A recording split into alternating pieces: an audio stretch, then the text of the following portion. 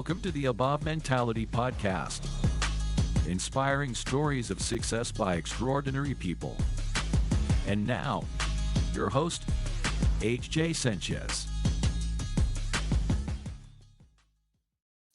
Hello there. Welcome to the Above Mentality Podcast. I'm your host, H.J. Sanchez, and this is episode number 7, número siete. Before I start, I always want to remind you just to do 3 things.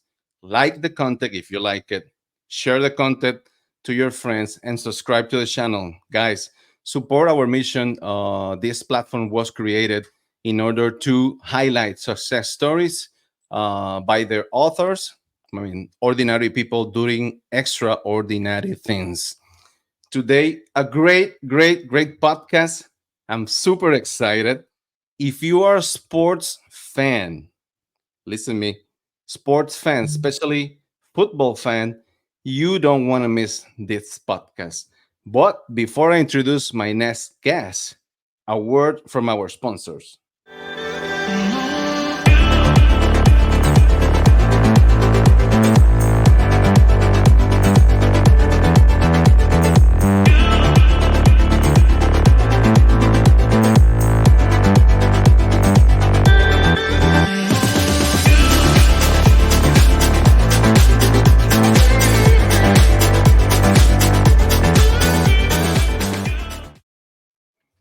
Thanks to the people of Above Headwear. If you love headwear, you must visit them at aboveheadwear.com.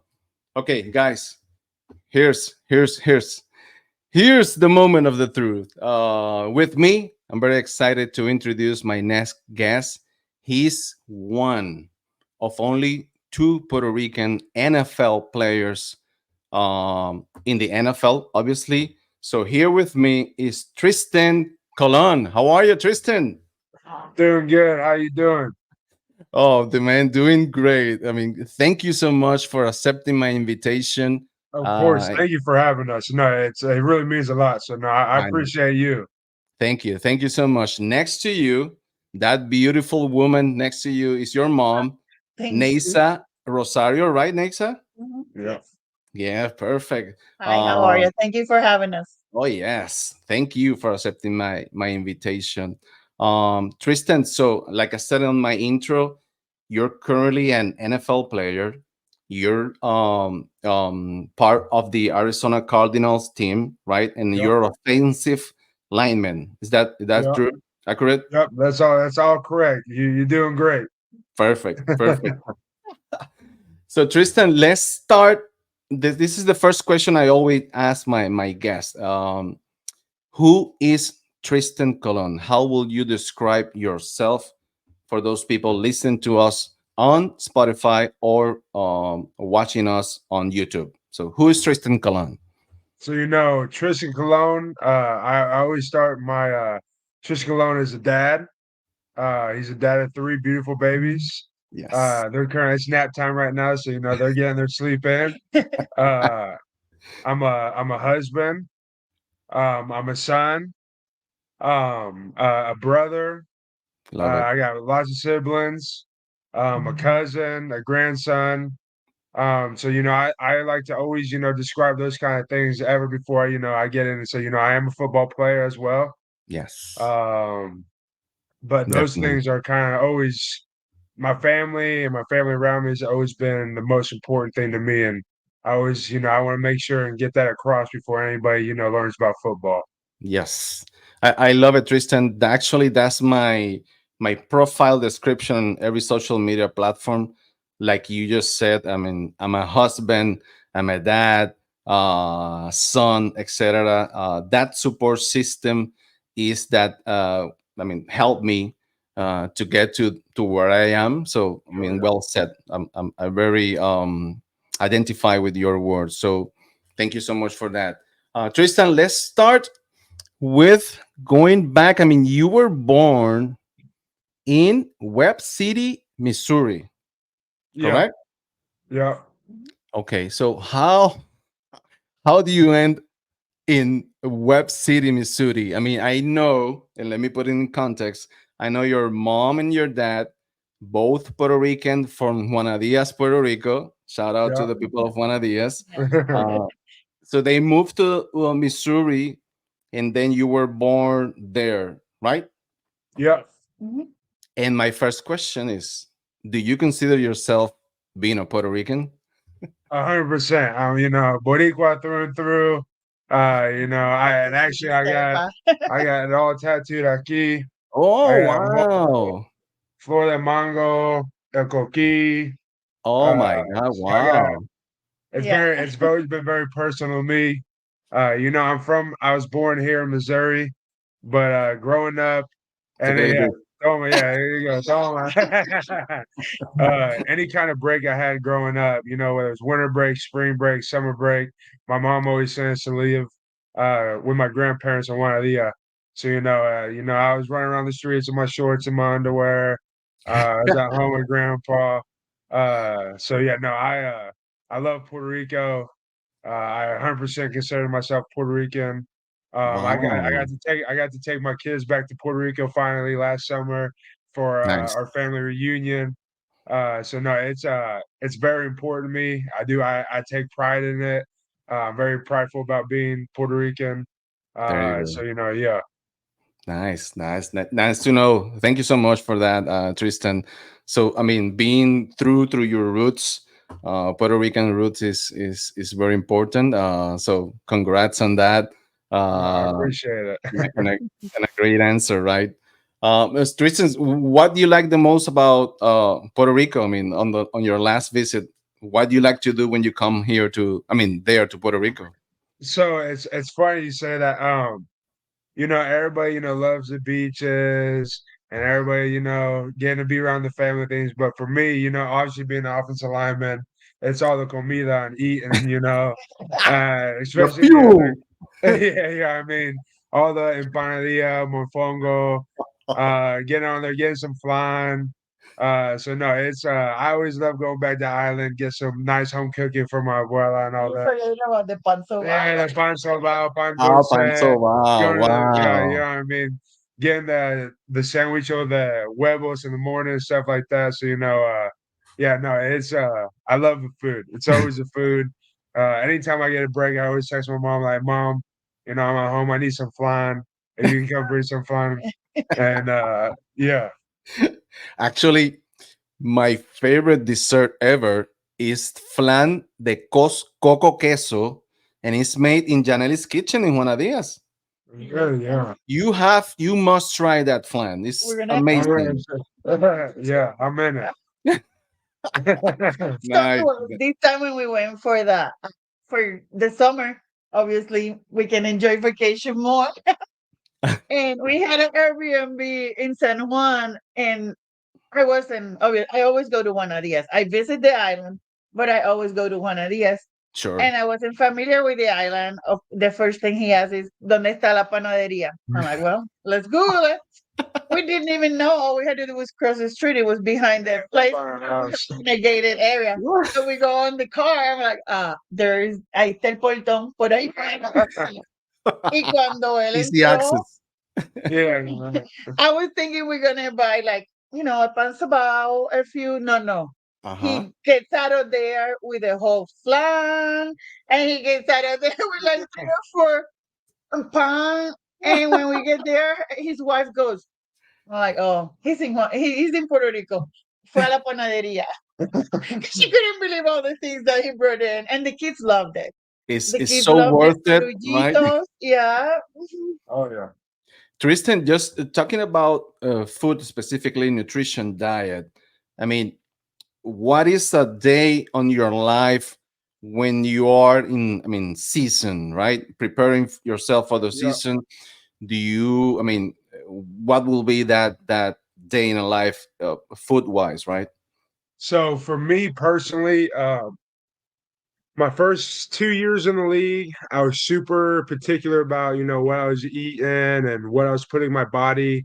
For me, it just got really hard and boring, especially as it's a long season. Sure. It was 16 games then, now it's 17. That's without the playoffs. Mm-hmm. So the last 2 years, I've kind of gave myself, some of those days to, maybe a cheat day, 1 or 2 cheat days a week to kind of eat what I want to have, especially if we have like the O line dinner. I'm gonna eat good. I gotta. Sure. It's kind of you gotta learn, how to give and take with it. But it's in all honesty, I would say it probably started in high school with my mom to begin with. My mom would always wake up, didn't matter. Anytime I woke up, I'd have weights at 7 o'clock. My mom would still have breakfast ready for me to eat before I ever went to my workouts and stuff Wow. like that. So I still eat the same things before games and for breakfast during the week.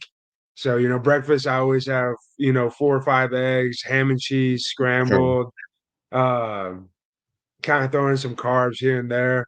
Got it. Uh, Try to stick to like leaner meats and protein, not fattening carbs and stuff like that. I will say I'm a very picky eater. I don't eat a lot of vegetables, Okay. and so I get a lot of my vegetables, through powders, mean greens, stuff like that, supplements. Got But it. no, it's I would like to say, my eating schedule is probably not a lot different from yours. Okay. I would definitely say I think I eat double of what you're eating, Sure. but I would say a lot of the time it's leaning more towards a heavier protein plate than not. Okay. But it's like I don't know the word if it's regulated, but basically do you I mean who put together your nutrition plan? Someone from the team does it? So when I was coming out of the draft, I went to a place in Atlanta, Chip Smith. Okay. Shout out to Chip. That's one of my guys. Love him to death. He trained me when I was coming out of the draft, and they had a nutritionist there Okay. that I kind of set up a schedule and worked with. And she taught me a lot about, where I needed to be eating, the amounts when I look at my plate, what Okay. portions of what foods, what it was. Excuse me. And so once I got to the NFL, you get on a team. Each team might have a nutritionist, might have a dietitian or whatever it is. It's just kind of at your own expense if you want to use them. Okay. They're there to help you. They're always helping you. Our one in Arizona, she's great. She's always helping us. So if I start seeing, I'm getting a little chunky, or I'm starting to not like the way I'm starting to look, I might sit down and see Performance. what we can tweak here Okay. and there, kind of schedule out like timing, I like to before workouts, before games, before practice, I have to be full. If I'm not full, I'll be in the middle of practice hungry, asking the Got it. trainers for snacks in the Sure. middle of practice and stuff like that. So Okay. So I you would so say you eat before practice and games. Will we I mean what will be the time? Like 1 hour, 2 hours before? so kind of I'll give you kind of like a game schedule if we play a lot of 1 o'clock games last year, so I got really good with my schedule there. Yeah. So we're playing at 1 o'clock. I usually wake up about 7:15, 7:30. I head down and I eat a 4 egg ham and cheese omelet, full waffle with like peanut butter, Got it. like 2 pieces of sausage, and then get like 3 water bottles. Fill one of them with like an electrolyte packet or whatever. Start my hydration. Mm-hmm. Go back up to the room, shower, get ready, and then on the way down, I'll grab either a protein shake or a sandwich for like a 30-40 minute car ride there. And I usually get to the stadium. We play at 1 o'clock. I'm usually in the locker room by about 10:30, 11 o'clock. And Wow. then once I get to the locker room, I get in the hot tub, start getting ready. Well, I'm always snacking. I'm getting like gummy bears, And that's because of the granola, stress, I'm guessing, or it's part granola of the bars. routine? I think it's just part of the routine at this point. It might be stress, I've never thought about it that way kind of thing. But I've always noticed if when I play games or when I go to practice, if I'm not hungry, I feel a lot better Okay. compared to when I am. So, Sure. I think I just take more precautionary and, I'm a big boy, I'm a fat boy. So, I like to try to get that food in, and it's worked out for me so far. So, don't fix what's not broken. You know what I There mean? you go. Talking about being a big boy, Tristan, you are 6'3", right? And I mean the notes that I have You is know, yeah, 300 pounds. give or take. I like to tell everybody 6'4", but 6'3" is probably more accurate. And your weight is 300 pounds? I'm about 320. 320. There you go. Yeah, Perfect. I mean, 300 pounds. That was like freshman in college. okay. You Yeah. know, it's back in When the you back were of the when you day. were skinny. Yeah, no doubt, no doubt. No, I mean, but that's the height and the weight, right? That Yeah, offensive linemen and football players must have in order to be, I mean, to have high performance, right? You must yeah, be absolutely. And I would say I would even argue I'm probably not probably more than likely I'm one of the smaller offensive linemen in the league. So I'm okay. one of the small guys. I play next to guys that are 6'8", 6'7", 6'6", 340, three Huge thirty. guy. A couple of them are a little skinny, 310, 315. But no, they're ginormous. They're I if know. you look across an NFL roster, even just O line and D line, it's crazy to see. A lot of them you say easily are 300 plus, 310 plus, Wow. whatever. But the height disadvantage or advantage between each guy's way is crazy. Great, great. Let's stay in the game, Tristan. You will be playing this year. Obviously, like I said, the Arizona Cardinals. So you're Yeah, playing alongside Kyler Murray, the quarterback, right? yeah, K1, yeah. K1. Have you met him already? I mean, and Yeah, what is your I was in Arizona last year. okay? So I played last year. Yeah, no, he's awesome. He's great. I love being around him. That's a guy that just wants to win, and as Sure. long as you want to win, we're definitely gonna be in the same corner. There you go. That's the mentality, the winning the above mentality, right? Oh yeah, absolutely. Perfect, perfect. Tristan, okay, so let's take a step back and let's take you to, I mean, growing up in Webb City, Missouri.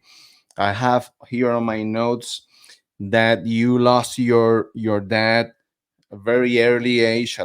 You were one. That's right. Yeah.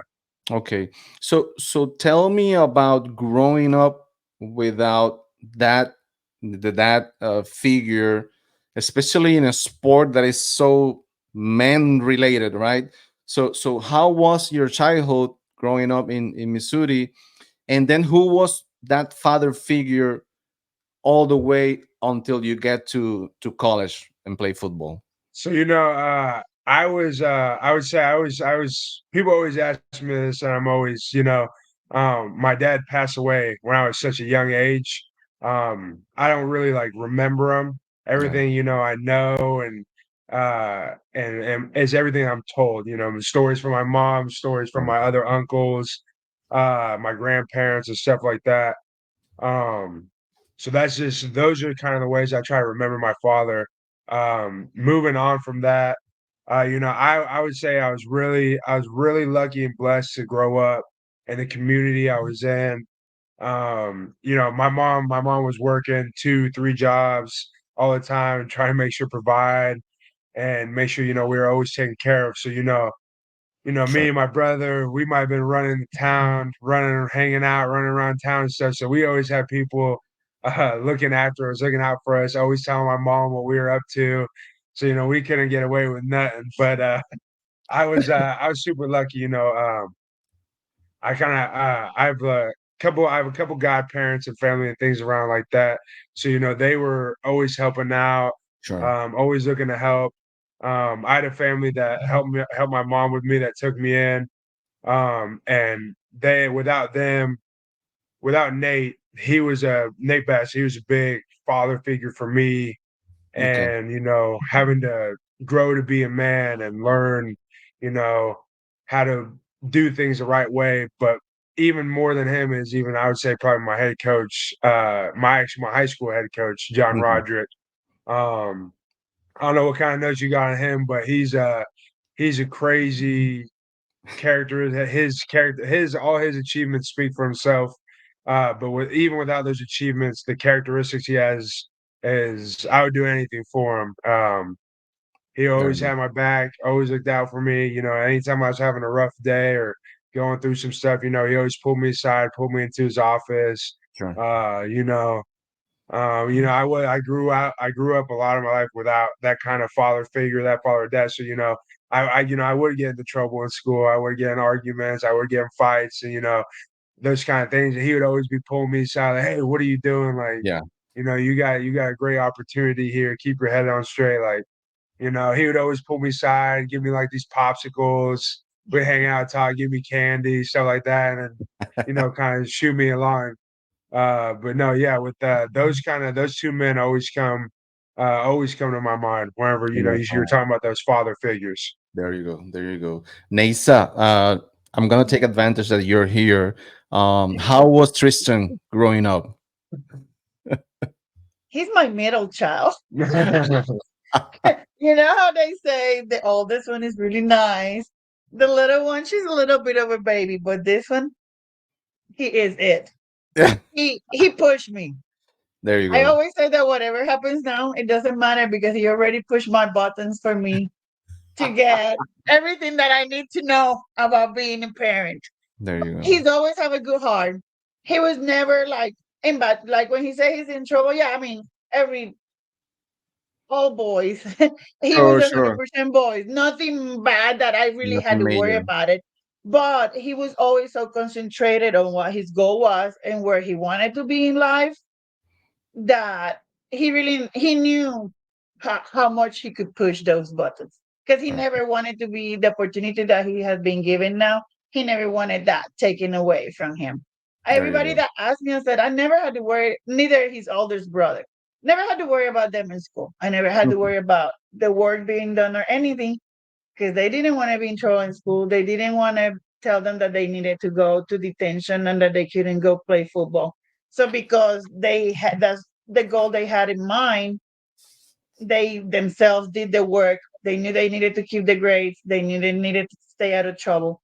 And Okay. like he said, his coach John Roderick, he always makes sure they stayed in line when it came to that. Mm. Shout out to John, wherever you are. No doubt, no doubt. Tristan, actually, your mom mentioned something very specific about your focus growing up. On my notes here, I have that you play also basketball and football. That's right. So I mean, I did it all. I mean, my mom at least urged me to try it, and then if I didn't like, we wouldn't go back. I did baseball. I played baseball. I'm not gonna lie. All the Puerto Ricans are gonna listen to him, but I can't believe it's Boricua. I played the baseball. I got hit by the pitch. I was like, the baseball ain't for me. I'm good. I'm good. I got hit one time. I said, this ain't for me. I'm not gonna keep getting hit, and then here I am playing football now.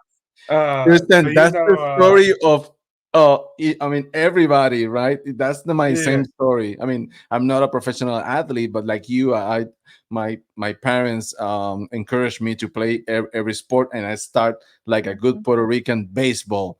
So as yeah, soon that a fastball hit me right in the rib cage, yeah. okay, I'm done. So mine was at elbow. I did one of these. I said, I'm this ain't for me. And so no, I played basketball growing up, but my other big sport was swimming. I Oh, started really? swimming. My dad was a water polo player, Oh, and so at a wow. young age, actually, it was funny. My mom had like a little box of all my dad's stuff that I had found, and so I had found all the like the water polo headgear and stuff. At first I thought it was underwear, so I was trying to figure out what it was. Who's on the worst? And, no doubt.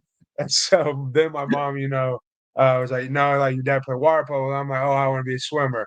So, I started swimming probably I Oh, was 6, 7 years old when I started doing swimming competitively.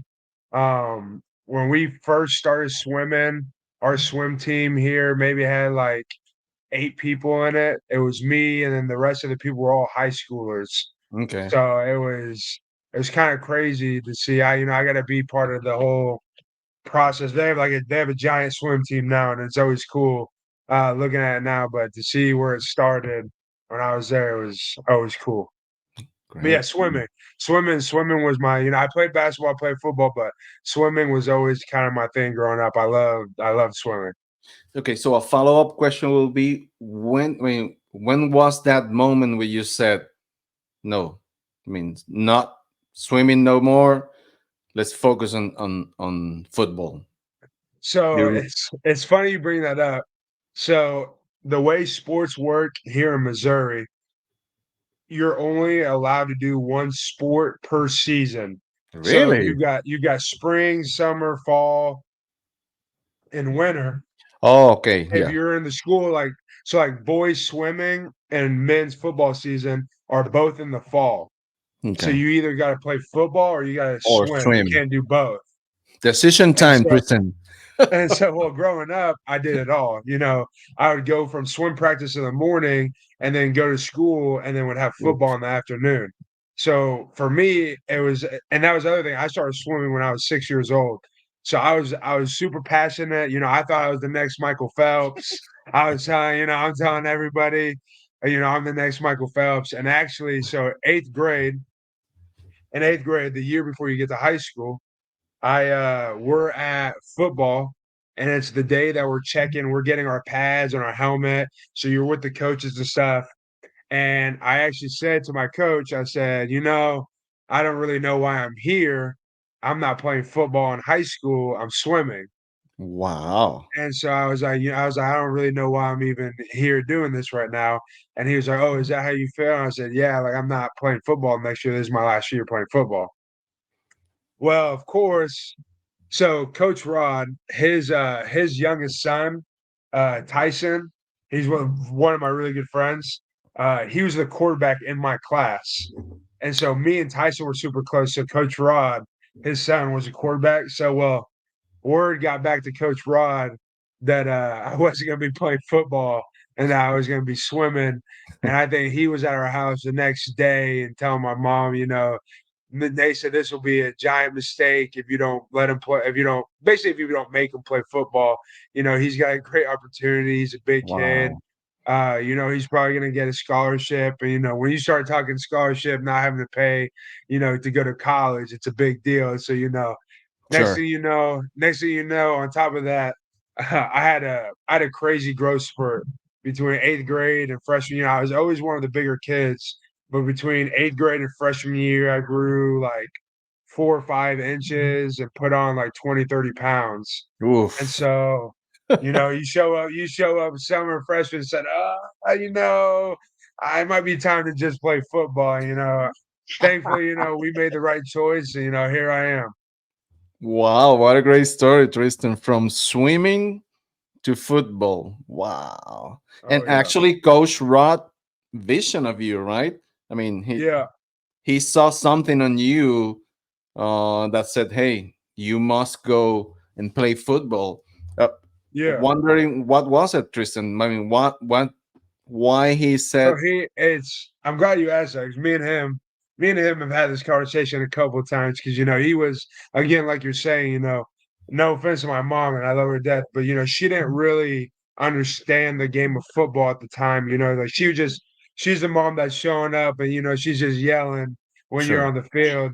She doesn't really know what's going support it." on, but when me and Coach Rod always talked about it, he would always bring up at that point in time there'd been two or three guys that had gone through Web City that had gotten opportunities to play, go to college and then go to the NFL. And he always talks about with me the characteristics that I started showing, and in that junior high, kind of at a young age, when puberty starts to hit. He said Hmm. that I just had too many, similar characteristics to them. And the way he always said like the way we were working, in eighth grade we have like summer weights, and it's not mandatory for you to go.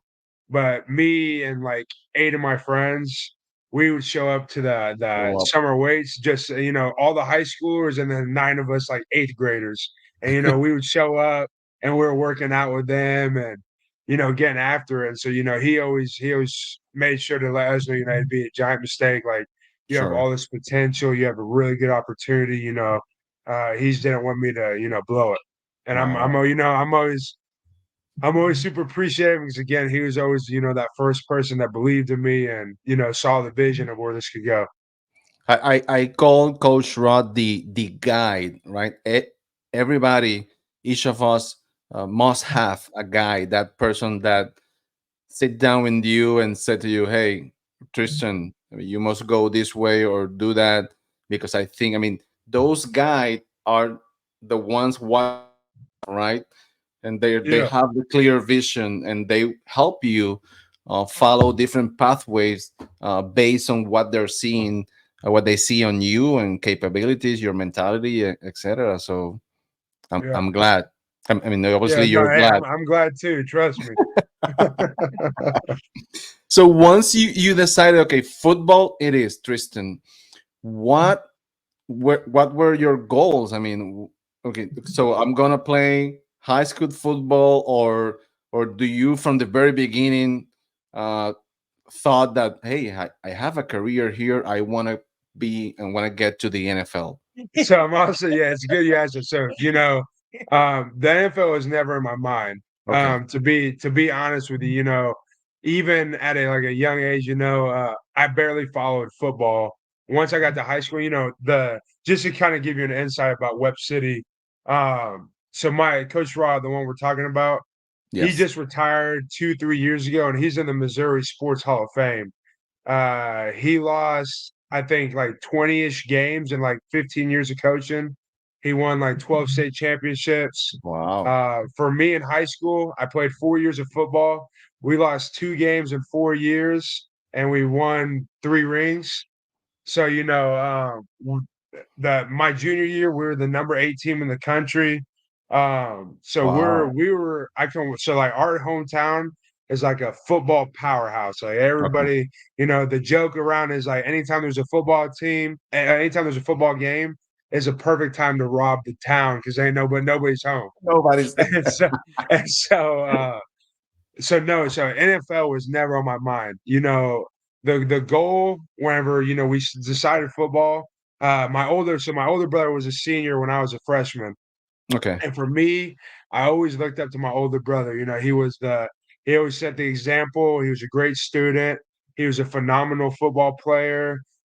He was always dominating, Okay. and he was like, he went to Pittsburgh State University, and he was a gorilla. And so whenever he went to college, I said, that's my goal. My goal is, I'm just gonna play football, and the Okay. goal is to get to college. If I can get college paid for, we can walk out with any loans. That's the goal. That's the dream. So I always said, kind of my standard was what my brother's standard was. And so, I always Following looked up his to footsteps. him. Hmm. Absolutely. Try to mimic everything he was doing, everything he was going. The only difference is we didn't play the same.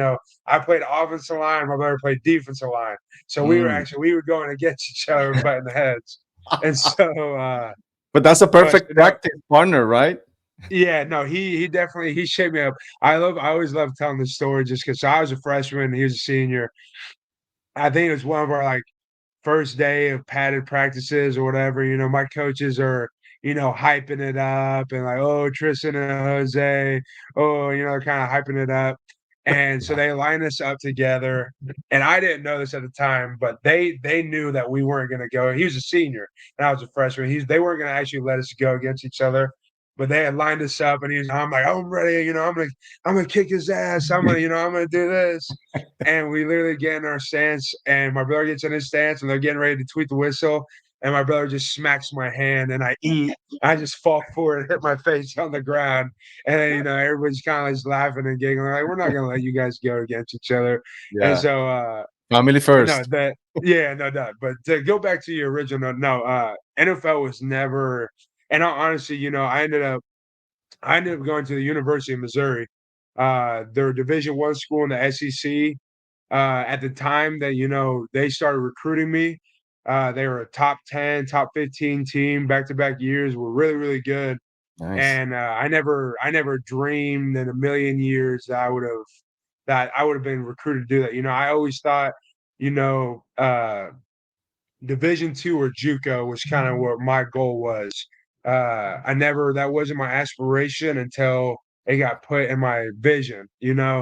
And so I was just, I just need to get to college. I'll take football as far as it gets me. We'll go to college and then we'll play by play from there. Got it. And so, it's actually what happened was so the grade above me, the guys that were great. The sophomores, when I was a freshman, they had some really, really talented guys in that class, and they kind of set off. Web City went on a special run where I'm talking about 4 or 5 years straight. We had Okay. 10 to 12 guys every year going to play college ball. And so they started getting recruited kind of at a young age, started going to camps, visits, and stuff like that. And Coach Rod, shout out Coach Rod, the man. He put Mizzou. They came by and they were recruiting two of the other guys that were older than me. Got it. And Coach Rod actually told me, said, "Hey, I know you're looking at these two, but you're going to want to check out this kid. He's a freshman right now, but he grows a little bit more. He's got all the the potential, work ethic, whatever. You kind of you want to get on his radar before this guy kind of like blows up." And Sure. so Missouri started recruiting me at the end of my freshman year. They started sending the letters. We started going on visits. Started talking with coaches. And once that happened, that was whenever the next goal change. Not just going to Pitt State or JUCO. Now I can go to the best of the best. I need to really commit and put all my eggs in this basket because and we sat down and talked, and she was, if you want to do this, like we're gonna do it, but if we're gonna Sure. do it, we're gonna do it. We're not Right. gonna we're not gonna do it halfway. We're gonna go all in, and that's ended up what we're doing. And Well, Tristan, yeah, go ahead, no, no. Anesa. One thing that I mean, I is my mom points of view. He's in it. He can't really see it. He's just experienced it and not really sure where he's heading. Me Okay. as an outsider, it was the end of his sophomore year, going into his junior year. Someone told him about this camp, and I said, sure. I mean, to me, my any of my kids go, Mom, this is what I want to do. I'm like, sure. We'll figure it out how to do it. We're Yep. going de frente, con los pies de frente, sin mirar para atrás para nada. There you So we're go. just going. And I wake up. I remember that day I didn't sleep. My youngest daughter had a recital that I didn't finish till midnight. And I had to be at 3 o'clock in the morning up to take Woo. him to that camp he wanted to go 3 hours from here. So we went. He ended up being MVP. That's what really opened my eyes because while he was doing his thing, we had a guy that Sure. was going, telling all the parents how the recruiting process works for Mm-hmm. the universities and all of that. And I'm just like, oh my God, this is really big. And as we driving the 3 hours back, we're talking and stuff. Because he won MVP, he gets to go to another camp that is by Another camp. invitation. No, Sure. this one we just heard about it and we can go. But the next one is invitation only. The Okay. next one is in Texas. I mean, me as a mom, I'm like, we're going. You just go and do your best. But me as a mom also has to think, we're going to Texas. Yeah. Texas is like the capital of high school football. Football. I mean, it'll be great, but there's no way he's going to be MVP again because we were in the middle of Kansas for the first one. So we go. We go to Texas, and guess what? He wins No. MVP again. MVP again. Not only that, as I'm talking to other parents that are not from me, this is Texas football. Sure. They're telling me that the only people that wins this MVP usually is running backs, quarterbacks, never the linemen. They never look at linemen as somebody that is gonna have an MVP. And I'm like, well, I guess we really have something going on here. At this time, his brother is already playing college football at College Pitt football. State. Uh-huh. So I'm like, this is like a different level of what Yes. Jose is at. When we're done, Wow. we're driving the 6 hours back to from Very Dallas excited, I guess. to Web City. He's like, Mom, I didn't tell you something there, but I gotta tell you something. I'm like, what? He goes, this guy gave me his car. He's from the Dallas area. I don't want to get like into too much detail. So Uh-huh. um, and he works for he's a coach for the private school. And he said that if I'm interested to move here, that they'll move us and find you a job so I can go to football, What? football here. And I'm looking at him, I'm like, private school. I mean, me thinking as a mom, Yes. huh? What are you gonna? I mean, let's say, yeah, we do it. Let's do it. They're gonna find me a job, and I mean, like I said, if that's what you want to do, we do it. But Okay. all these kids, you realize this is Texas. This is not Missouri. All these Nope. kids are gonna be driving BMWs, Mercedes, and this is high school. And all this, and what are you gonna do? Me buy you a moped, and you go on a, those little scooters, and you go in a scooter to school with your sister in the back. Oh my I'm God. like, if this is what you're gonna do, we do it. I don't really care. But it was also he was going into his junior year. I'm like, this is like the Okay. change for my daughter wouldn't be that much. She was in elementary school. She just like she would go with the flow. I said, but Yeah. you have But been all your life in what city? but then you did it. You You really moved to gotta Texas? think. No, no, no. No, we didn't. We stayed. No, well, I sat down Oh, with Coach I Frost. want Well, to. Okay, let me put a pause on, but that's a lot of information. I'm super intrigued about Tristan mentality going through this process because from what I'm hearing is that you didn't have that big goal of the NFL. You were living like day by day, right? And let's yeah, let's get to, I mean, through college, high school, and then we'll, okay, if I get to college and get a scholarship, good. But then my question is, I mean, maybe having short terms, achievable terms, goals, it was easy for you. I mean, breaking down, not thinking about that big goal instead of breaking down tiny goals and get to them one by one. yeah, absolutely. And I would say, I think just kind of, when you're in high school, at that young age, uh, I always, like we said, where you always be where your feet were, and never, try to look too far ahead. Sure. And so I think in that moment, it was the goal was always just to go to college and go to college for free. That was always the goal. We Okay. didn't come from a lot of money. My brother got a scholarship to go play ball, and so that was always just the mindset is to try and go to college for free, because once you get your degree, you can go anywhere from there, kind of thing. Yeah. And Yeah. so that was always the mindset. That was always the goal. Um, and it didn't change until I got to college. I never thought about the NFL and never thought it was attainable, never thought it was possible until after I got to college. The camp she's talking about uh blew up my recruitment process. So we really sat down and talked about moving to Dallas and doing all that. Just because, and everybody in Texas, if you, and especially the school that we were going to be going to was one of the big schools down there in Texas. Okay. And that he was showing us, and everybody on their O line, D line, everybody was going D1. Everybody's going, Texas, TCU, Florida State, Auburn, all these big The big schools. names. Yeah, Yeah. absolutely. Oklahoma. And at that point in time, I was getting like, talking to coach, they were sending letters and, saying they were interested, but nobody was, kind of like telling us like that they really wanted us. So it's Comedian. kind Yeah. of it was a hard decision. And I think the only reason why what made the decision easy is after that camp, my recruitment kind of blew up. I got my first offer like a week after that camp happened.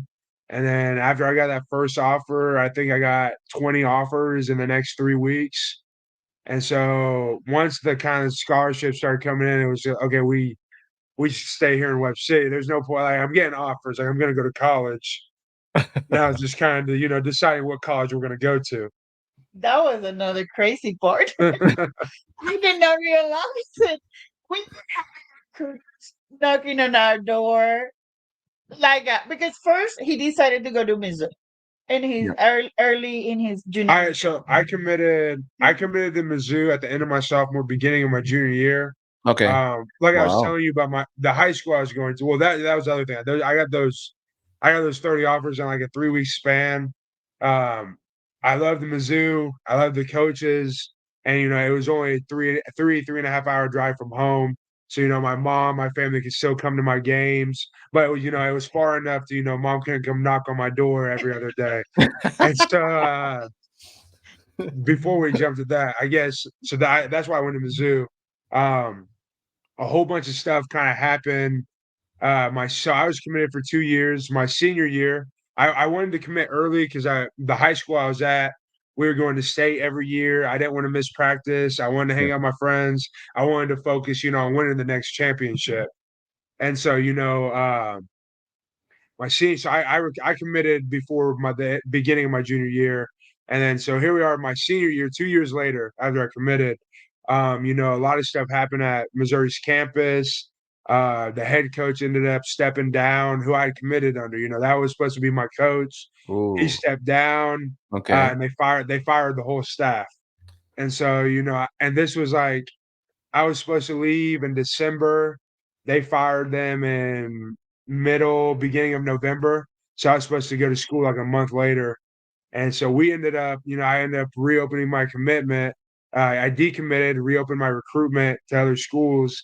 And that's what my mom's kind of talking about now is it Okay. was, you So get it. what went through your mind, Tristan? Like, okay, I'm secure. I'm going to Mizzou. Everything is smooth, nice, and then all of a sudden, all these things start changing. What went through your mind during that So, period of time? I was for 2 years, I'm going to Mizzou. I'm going to college. We're good.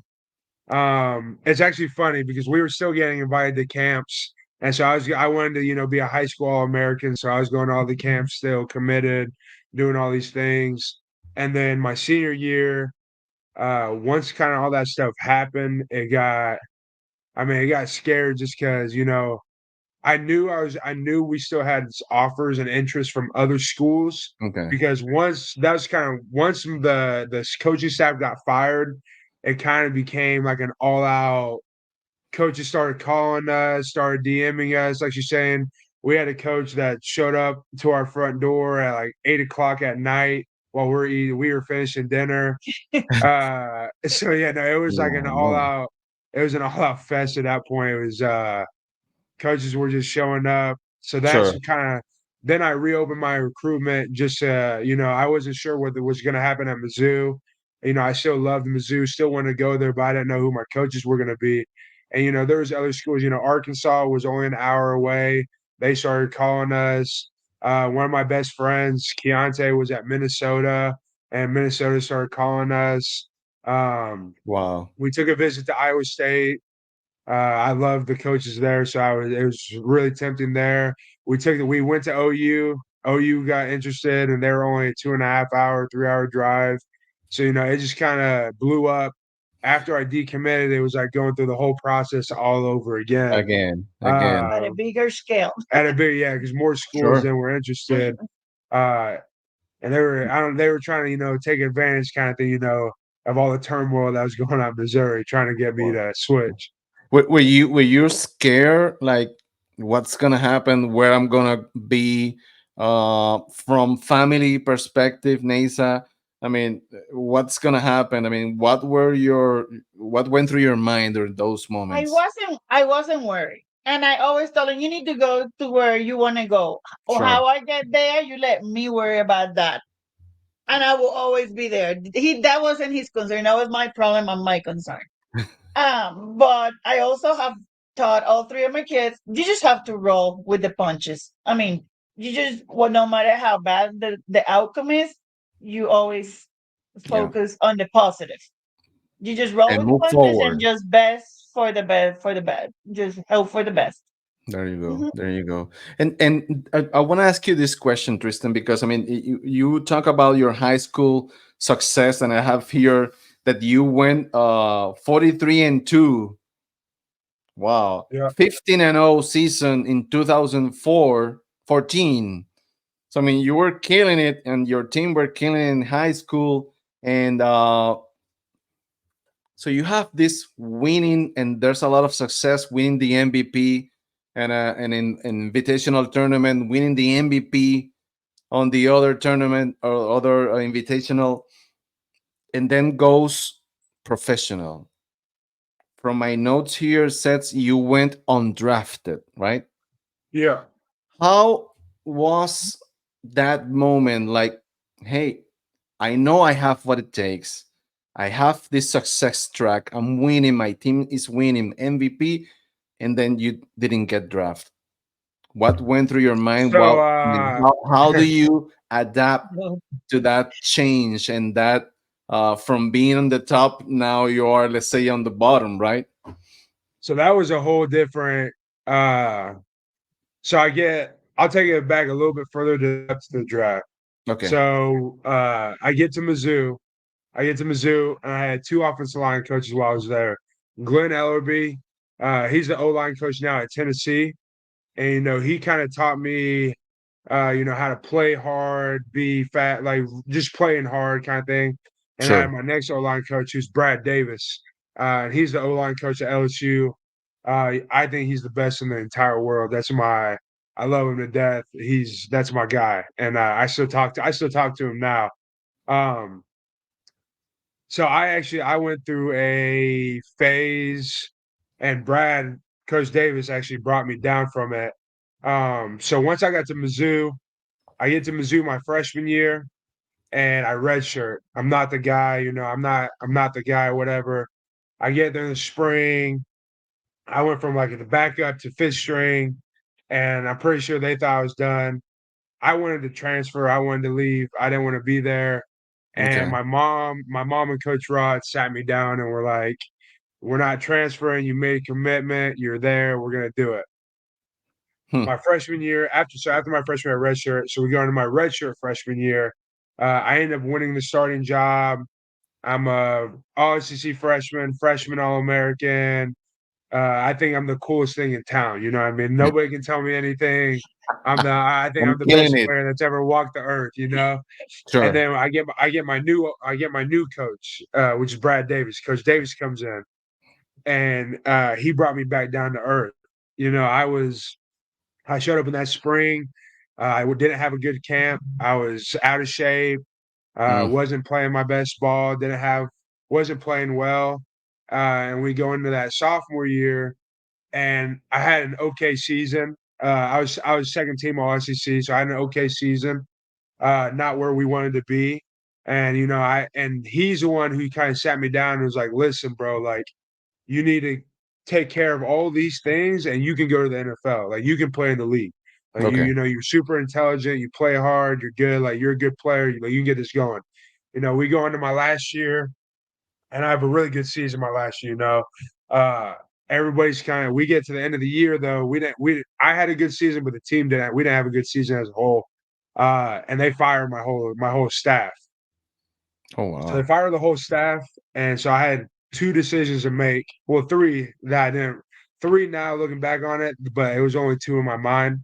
I could either grad transfer Uh and huh. play my last year at another school, declare for the draft, or go back to Mizzou and play under the new coaching staff. And the one thing that I kind of took away from all three aspects was if I went back to school, I had to learn a new playbook. If I transferred, I had to learn a new playbook. If I declared for the draft, I had to learn a new playbook. So, Wow. for me, it was Tough just kind of, decision, if but I'm yeah, and if I'm gonna learn a new play, so we decided to declare. Um, you know, when I declared, I thought for sure, worst case scenario, I'm getting drafted in the third, fourth round, no, best case, I'm getting drafted third, fourth round. Worst case, I'm a fifth, sixth round pick. At the yeah. end of the day, I'm going to be on a roster. I'm going to be making money. I'm going to be able to support my family. So I leave for combine training. And I declared early. I was an underclassman while I'm training at the combine. So the way the invitations work for the combine is all the upperclassmen get their invites first because they're Okay. graduating, doing the senior game stuff like that. The underclassmen, which I was, you don't get your invite until a month after all the Mm. seniors and stuff. I declared on pure faith and that this is what I was going to do and I was going to take the next step. And so I get the combine invite January 28th, 29th. I get the invite. I'm on cloud nine. I'm on top of the world. I just got invited to the combine. Somebody wants me. The combine is February 28th, February 29th. Sorry, not 20, 27, 28. Um, Literally the day I get the invite for the combine, we're practicing our 40s, doing the running, I tear my hamstring. Oh, I had a long head, short head. We get the MRI, we go and get the scans, and the doctor basically tells no. me that I need to get surgery. Oh, Um, the surgery is like a 6-month process. So you're gonna miss the combine and you're probably gonna miss the beginning of training camp if an NFL team ends up drafting or signing you. got And it. so this is a month before the combine. And I'm like, well, that's I call my mom crying. I'm in my hotel room in Atlanta. The doctor basically just told me, like this is done, it's over. You're not gonna be able to do this. You're not gonna do that. You're gonna have to get surgery. And maybe you'll be healthy and then you'll get to work out for an NFL team later. Yeah. So then my shout out to my agent, Andy Ross. He goes into full beast mode, makes this plan, gets all these doctors around us, all these trainers, and he basically rehabs it to the point where at least I can walk around, I can do all these things, and we can try, not bring up my injury and not let teams know, you know what I mean? Okay. So we made a decision that we're gonna do that. I'm going to the combine. So then I get to the combine, we end up going and we go through physicals and they don't find it. I go Okay. through all my physicals, so they think I'm healthy as can be. I'm the healthiest guy. I'm like, okay, we're good. Like this is Oof. it. We're good. We made it through. Well, so then the next day we do the bench press. So we go to the bench press. I'm feeling good. I'm warmed up. This is probably the only thing I'm doing. They don't know I have a torn hamstring, but I know I can't do field work or run. And so, I'm like, we'll see what happens. So I get Ooh. underneath and I go to do the bench and I'm benching and I knock out like 12 reps and my pec pops. Completely just No, tears on me. So I'm benching at the combine. So no then way. after that happens, they're like, okay, we need to get an MRI, we need to scan it. Huh? Well, so I didn't know though, when they did that though, they went and got a full body MRI. So they end up finding my hamstring on top of my pec. Oh. So then I get brought into like team meetings the next day, and they're like, "How come you didn't tell us about your hamstring, or why didn't you tell us?" Oh, I didn't. I was like, "Oh, I didn't know anything about it. Like, this is news to me. And you're teaching me that I have this. I didn't know I had it. Like, That is a hamstring problem. It's not my problem. yeah, I didn't know. I didn't know I had that. I don't know what you're talking about." So then, Oh. after the combine, COVID hits. So Okay. then Oh my God. COVID hits and shuts down everything. So, everybody, I'm working out at home, I'm rehabbing, trying to just get back. And we went in, and my agent basically calls me before the draft and basically tells me, that teams have basically red flagged me. I got a torn Sure. hamstring, I tore my pec. He's like, if a couple guys go early, we'll probably still get drafted. From what I'm hearing from teams, I know a bunch of teams like you, whatever. Like you're not going undrafted. Like from the conversation we have, I'm like, all right, cool. Like it is what it is. You just gotta roll with the punches, deal with what's given to you. There you go. There you We go. get to the draft between round 3 and 7. I got a total of 8 calls from different teams. 4 of them are like, hey, we're drafting you here. We're going to draft you here. And, the pick goes right across the screen. They don't draft you. What And was that going through was, your mind at that moment, Tristan? Like, I was mad. I was mad. I was upset. Um, I was shocked. Kind of, an organization's calling you. They're telling you, you're my guy. I'm drafting you here with this pick. her. Like, get ready to wear these colors. Like this is your time. And Yeah. you're like, all right. And you started, I had like a little get together party, had friends and family there, and I'm telling everybody, I'm like, okay, here we go. Like this is it. Like I'm getting drafted right here. And then the pick goes across and it's not you. And I'm Oh like, my God. So it I was can imagine you calling your friend, guys. I don't know, just to make up. We're going Texas. No, no, no. We're going California. No, no. Now yeah, we're no going. doubt, no doubt, no You doubt. could feed. You could feed from his stress. Like I'd be sitting next to him, and I could feel. We could all feel his stress, I and can we'll just all imagine. quiet. Like, do we move? Do we not move? Do we say anything?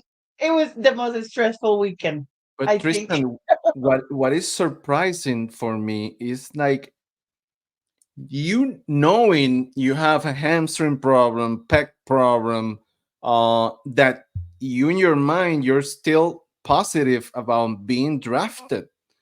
The Yeah, word, yeah. No, I mean, 100. Like, I guess for me, like what I had accomplished going up to that point, I just felt, and I still feel in my heart that there wasn't, this many guys that were better than me. So okay. I still felt no matter what was going to happen, I was still going to get an opportunity to play, in the NFL. You were Obviously, relying on your numbers and your previous performance, and the numbers were there, right? yeah, These things are there are new things that you. I mean, it didn't stop you for believing. Hey, I still have what it takes to get to the next yeah, level. yeah. And I don't know, that doctor in Atlanta probably set the fire off, but she looked at me and told me, like, you're not going to be playing football this year. Like, this is like, you need to get surgery. Like, this is it. I'd say that probably lit the fire. Like, no, you're wrong. Like, I'm playing ball this year. Like, Yep. this is what I'm going to be doing. This is why I worked for. I left school early. If I knew I was going to get hurt, I probably would have gone back. But I was like, I'm all in. All my eggs are in this basket. There is no plan B. There is no plan B is to make plan A work. So, Love it. that's just where we were at. You know what I mean? And so, yeah, no, I mean, about round 5, 6, I knew I wasn't getting drafted at that point. My agent had called me. Some teams were already trying to, work out some deals for after the draft. And Baltimore called. They're one of the teams I thought that was going to draft me late. And then Joe Delisandro my coach there, Joe D. Shout out Joe D. He kind of was very straightforward with me. He said, hey, bud, like, I don't think we're going to draft you here this late, but he said, I think you're a hell of a player and you're going to have a hell of opportunity here. If you come and you just work your ass off, and, Sure. I felt like it was the best situation for me. I showed up, just went to work, and 5 years later, we're going to year 5 now. I'm in Arizona. There you go. But yeah, and yeah, no, in a million years, I would have never dreamed this. The goal always once the goal was met, it was always, what's the next thing? What's the next kind of process? And, Yeah. where we got to high school, and from high school, it was okay, let's get to college to get college free. I got that. Once I got to college, it was like, okay, what's next? My coach sits me down, hey, you're gonna have this opportunity. Okay, let's put our eggs, let's get to the NFL. Now that I'm Yeah. here in the NFL, kind of my own personal goals, I want to be a starter. I set that goal. I think it's achievable for me, and that's what I'm always working for. I want to be the indefinite starter, and I want to just be one of those guys. Wow. Tristan, I mean, what I'm getting from your story, which by the way is a great, great one, is a few things. And I want to please correct me if I'm wrong. Uh, you didn't have that big goal, or maybe you had it, but it was not a distraction. So you put, what is my next short-term goal? Achieve. What is the next one? So you break down that big goal into achievable small goals in order for you not to put stress and be present and focus on that specific goal. That's one. Second, the support system. You mentioned different coaches and personalities that were there during your career. Hey, Tristan, you must go this way. Hey, you have what it takes. Let's go to this combine. Let's go to this tournament, etc. Plus, next to you is the best support system, your mom and Yeah, family, which I love. And third, last but not least, is the resilience.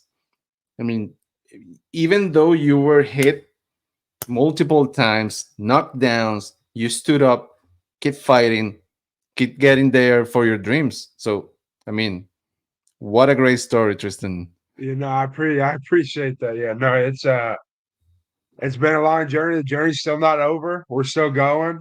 Yes. Um, so no, it's the way we live now. There's just nothing I would have ever been able to imagine or think that I would have given anybody. You know, I think I think in the back of my mind, I've always wanted that family. I've always wanted the kids and always wanted all that. And I knew that this would give me kind of an opportunity to try and give them, not necessarily the things that we didn't always have growing up. And so, I would definitely say, without my kids and my family and stuff like Yeah. that, a lot of these times when I got knocked down, I probably would not been able to stand up if it wasn't for them. So Wow. Wow. I'm always super appreciative of them, and I thank them a lot. Obviously, I have my mom here. Without her, I probably would have not stood up when I was in Atlanta. I probably would have got the surgery. I probably would have just called it quits and been done. But uh, Nope. here we are. We didn't get this far just to stop now, right? No doubt. No doubt. Tristan, before we go, I mean, now you're with the Arizona Cardinals. I mean, from last year. So I have on my notes that the draft is coming April 25th, and the Cardinals have 6 picks from 90. I mean, total of 90 picks. So they have six. And I read article saying that the one of the focus is that offensive line. What are the expectation for you this year, upcoming year, and from the team? Obviously we didn't win, the amount of games that we would like to win last year. Yeah, So I know all the guys are definitely going to be coming in hungry, ready to work, uh, and kind of hold each other accountable and to those expectations of, where we want to go and what sure. we want to do. Obviously the end goal is always, you always want to be the last team at the end of the season holding up the trophy. So I know that's definitely on everybody's mind. But of course, like we were talking about the short term goals. That's the long term. Short term is we got to win a certain amount of games first. Try to win the division. After the Yes. division, try to win the conference, and go from there. But for me personally, I'm gonna show up ready to work and compete. I'm gonna try to compete, try to put myself in a position to earn a starting spot, and go from there. There you go. Tristan, thank you so much for your time. Natha, thank you so much for your time. I really enjoy this podcast, this conversation. What a story. I hope that the audience listening or watching us can take all of the life lessons you provide and your mentality above all, right? So, thank you so much for your time. Nothing but the best for you in your career. And then we'll be watching this year the Arizona Thank you. Cardinals. Yeah, So yeah. Thank you. No, I appreciate it again. Thank you for having us. I know I enjoyed it. I know my mom probably enjoyed it. So thank you again for having us. And thank you. yeah, blessings to you and your family. Thank Thank you. you. Take care. Bye. Thank you Bye. for joining us on this episode of the Above Mentality Podcast. If you enjoyed the stories and insights shared today, don't forget to subscribe, leave a review, and share with friends and family. Your feedback is very important to us. Stay connected with us on social media or visit us at aboveheadwear.com. Remember, live the above mentality and keep rising above. See you next time.